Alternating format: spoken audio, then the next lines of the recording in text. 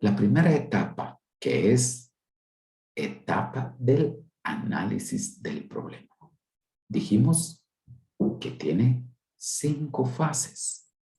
La primera fase es la formulación del problema. La segunda fase, resultados esperados. La tercera fase, procesos necesarios. La cuarta, restricciones. Y la quinta, datos disponibles. ¿Y en qué consiste cada uno?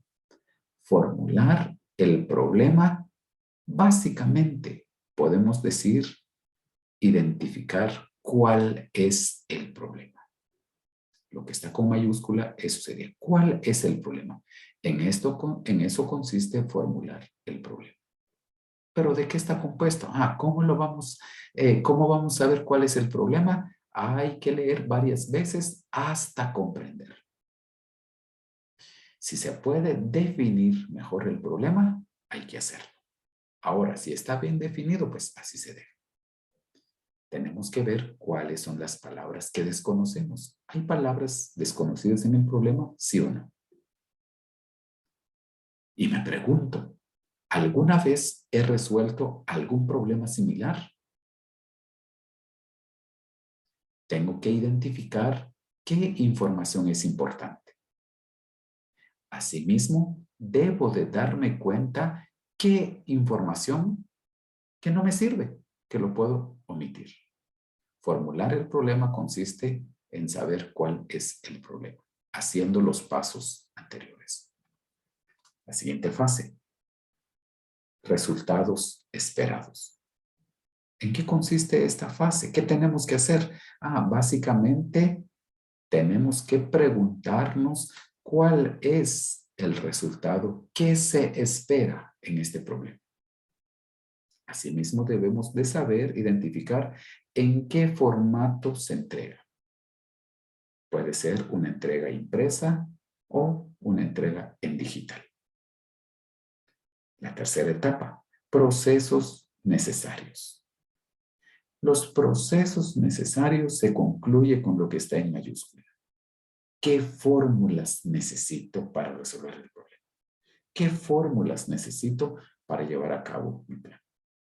Y para ello, pues tenemos los siguientes pasos también. Hay que identificar los pasos para llegar al resultado. ¿Qué pasos debo dar para llegar al resultado final? ¿Qué debo hacer? Me pregunto, ¿qué debo hacer? Puedo dibujar o graficar un esquema. Me pregunto, ¿qué secuencia debo seguir? ¿Hay una secuencia a seguir o no? Y por último, puedo verificar la respuesta. A eso se refiere los procesos necesarios. La siguiente fase, que son las restricciones. ¿Y qué son restricciones? Nos vamos a preguntar qué está prohibido o permitido hacer o utilizar. En el problema, ¿qué me permiten hacer? ¿Qué me permiten utilizar? O lo contrario, ¿qué está prohibido hacer y qué está prohibido utilizar? También debo identificar, en las restricciones, debo identificar cuáles datos son constantes. O sea, qué datos que no cambian su valor. Mantiene el mismo valor. También debo identificar qué datos son variables. O sea, qué datos cambian su valor en un momento dado. A eso se refieren las restricciones. Y los datos disponibles. En los datos disponibles me hago la pregunta, ¿qué valores se conocen? ¿Qué valores se conocen? Asimismo me hago la pregunta, ¿cuál es el dato que hay que preguntar? Porque de repente que hay un dato que hay que preguntar. ¿Puedo agrupar los datos? ¿Será que los puedo agrupar? Y me pregunto, ¿será que mis conocimientos son suficientes para resolver? ¿Qué pasa si mi respuesta es no? Entonces debo averiguar cómo o con quién debo averiguar. ¿Con quién debo acudir? ¿Con un especialista? Investigar en internet para tener conocimientos para resolver.